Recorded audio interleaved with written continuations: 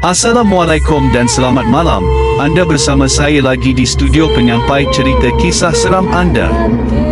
Pada malam ini, saya akan menyampaikan sebuah kisah seram bertajuk Bilik Larangan. Cerita ini bermula apabila selepas kematian nenek aku, keluarga aku berpindah ke rumah pusaka lama di sebuah kampung terpencil. Rumah itu sudah lama tidak berpenghuni.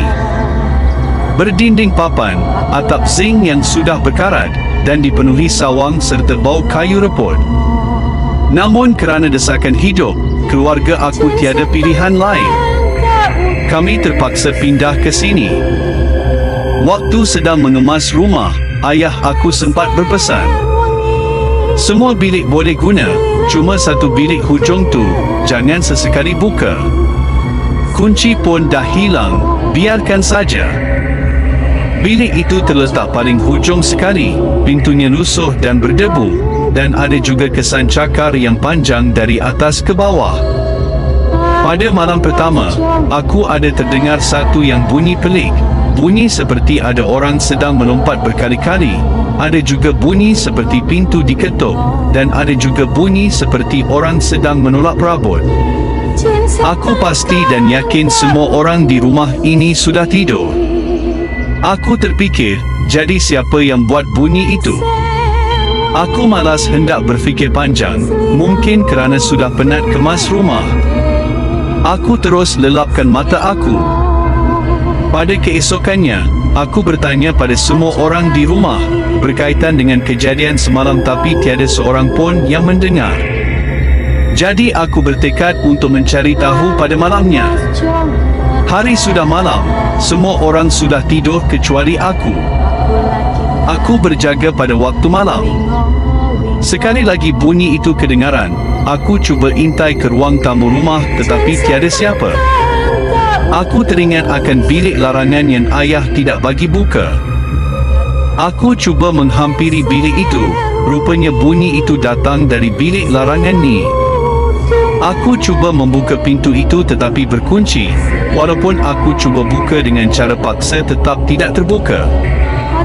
Memandangkan pintu itu tidak boleh terbuka, aku terfikir untuk sambung pada hari esoknya.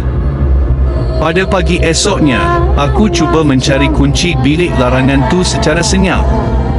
Di merata tempat aku mencari tapi tidak jumpa. Aku rasa ingin berputus asa. Tiba-tiba aku ternampak satu kotak lama. Aku membuka kotak itu dan aku menjumpai kain kafan dan kunci lama yang dibalut dengan kain kuning. Aku yakin bahawa itu adalah kunci bilik larangan itu. Tetapi jika ini bukan kuncinya, aku akan berputus asa. Pada malamnya, seperti biasa, aku pastikan semuanya sudah tidur. Aku berjalan perlahan-lahan ke arah bilik larangan itu, dengan perasaan ingin tahu dan membuak-buak, bercampur rasa takut. Aku menghampiri bilik larangan itu. Aku cuba masukkan kunci yang aku jumpa pagi tadi. Memang betul apa yang aku rasakan ini memang kunci bilik larangan. Aku buka kunci bilik larangan itu. Tiba-tiba ada bau bunga meluk. Bau bunga meluk itu sangat kuat memenuhi ruang rumah. Aku masuk ke dalam bilik larangan itu. Apa yang aku nampak, bilik itu hanyalah bilik gelap, berhabuk dan sejuk. Dan di dalamnya, hanya ada sebuah katil besi, cermin lama yang sudah retak, dan satu bantal buruk di tengah tilam. Tetapi di sudut bilik pula, aku nampak ada kain putih lusuh dilipat rapi atas lantai, dikelilingi garam kasar membentuk bulatan. Aku menyentuh garam itu, dan aku berfikir tidak ada apa-apa di dalam bilik. Aku rasa nak keluar dari bilik itu. Tiba-tiba, aku terpandang ke arah cermin, dan di dalam pantulan cermin, aku nampak ada susuk berupa pocong berdiri di belakang aku. Wajahnya berkulat, matanya terjojol keluar dan senyuman panjang yang menakutkan. Aku menoleh ke belakang tetapi tiada apa-apa. Bunyi lompatan pocong menghampiri aku. Aku cuba untuk lari, tapi pintu tertutup sendiri dan terkunci.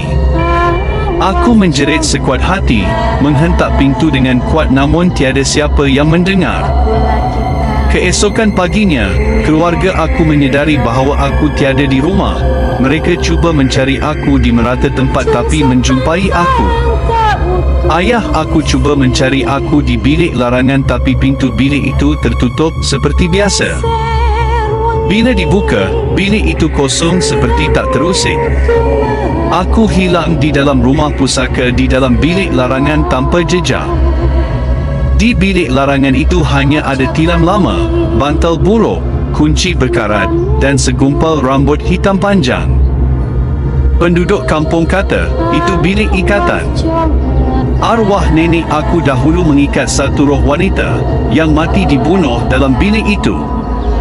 Kain kafan dan bulatan garam adalah penahan roh supaya tidak keluar.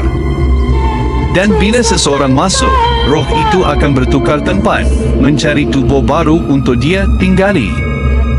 Sejak hari itu, tiada siapa yang tinggal di rumah itu. Walaupun keluarga aku sendiri. Kerana kelibat aku selalu muncul di rumah pusaka itu. Sekian cerita kisah seram dari di studio. Sekiranya anda berminat dengan kisah seram dari di studio, jangan lupa tekan button subscribe, aktifkan lonceng, dan like kisah seram kami. Anda juga boleh berkongsi cerita kisah seram di ruangan komen di studio. Ini merupakan episod akhir untuk kisah seram bersama dengan di studio. Terima kasih kepada yang sudi subscribe dan menonton kisah seram kami. Assalamualaikum.